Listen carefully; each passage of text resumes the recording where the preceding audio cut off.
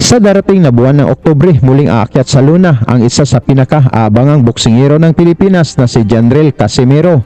Sa pagkakataong ito, haharapin niya ang rank number 3 na fighter ng Amerika na si Saul Sanchez. Si Saul Sanchez ay may impresibong record na 21 wins, 3 losses na may 12 knockouts sa edad na 27, nasa kasagsagan pa ng kanyang prime. Si Sanchez ay tumalo na ng dalawang Pinoy na si RV Diniega at Arthur Villanueva via desisyon. Bagamat lumabas na dihado si Sanchez sa laban na ito na may 21% lang ang chance na manalo, kaya ba siyang pabagsakin ni Cuadro Alas upang pwede nang hamunin si Naoya Inoue na siguradong manonood sa laban? Prediction is a one hit, maybe Inoue. Come on, man! You are a monster? No, you are no monster. You are a Chinese, Japanese torture. O sa laban na ito, muli na namang tawagin na buhay-hingal itong si Casimero. Habang si Inoue naman ay nakita natin na bumagsak sa round 1 sa kanyang laban kontra kay Luis Neri kahit pa nanalo si Inoue. Ang tanong ng karamihan, paano na lang kung si Casimero ang nakapabagsak kay Inoue, tatayo pa kaya ito? Upang masukat natin ang kakayahan ni Casimero, balikan natin itong laban ni Casimero kontra sa Japanese superstar na si Ryo Akaho na may 39 na panalo, 2 talo at 26 knockouts.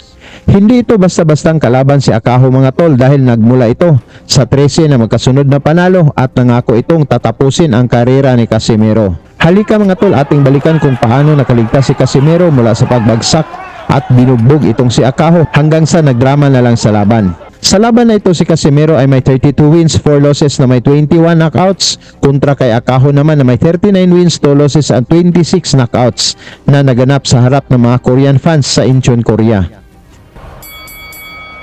Sa pagbungad ng unang round, umatake na kaagad itong si Casimero na gustong tapusin ng maaga ang hapon na si Akaho.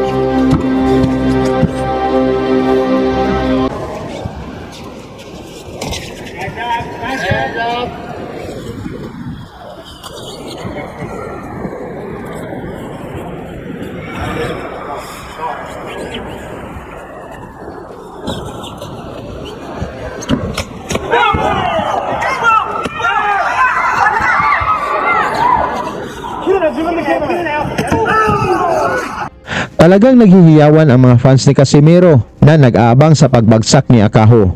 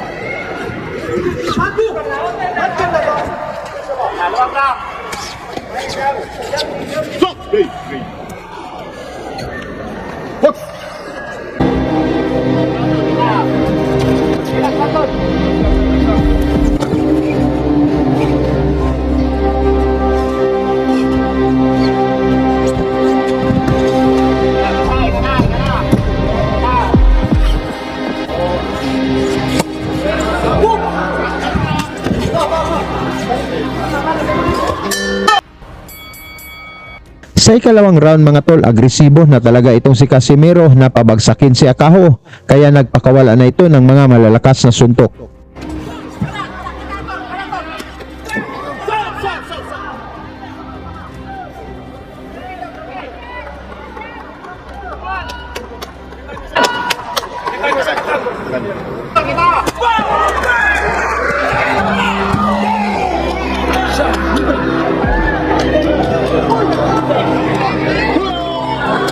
Mula sa atake ni Casimero, isang counter na pinakawala ng Hapon at napatukod ang glove ni Casimero, kaya binilangan ito ng Hapon na referee.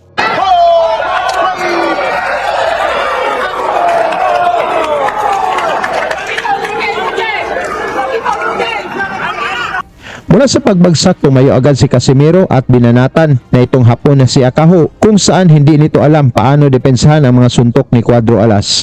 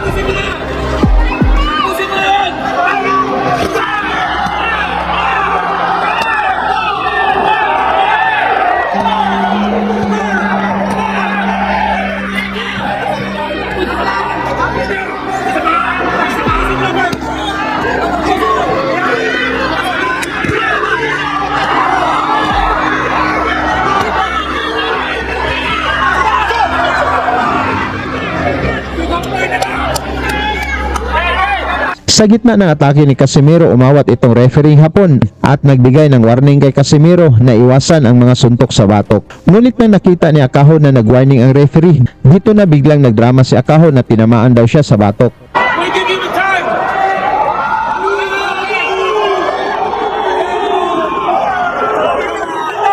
Ngunit kung panoorin ito sa slow-mo, hindi naman talaga ito tinamaan at talagang late reaction pa. Ang ginawa ni Akaho, nagdrama na lang ito nang nag-warning na ang referee. Ngunit tinuluyan na ni Akaho ang kanyang acting upang maiwasan ang pagbagsak mula sa atake ni Casimero. Suportado naman ito ng referee Hapon na nagbigay pa ng upuan sa kanilang boxer at nauwi sa no contest ang laban. Kalaunan nang na-review ito ng Korean Boxing Commission, ang no contest ay pinalitan ng second round knockout na panalo ni Casimero.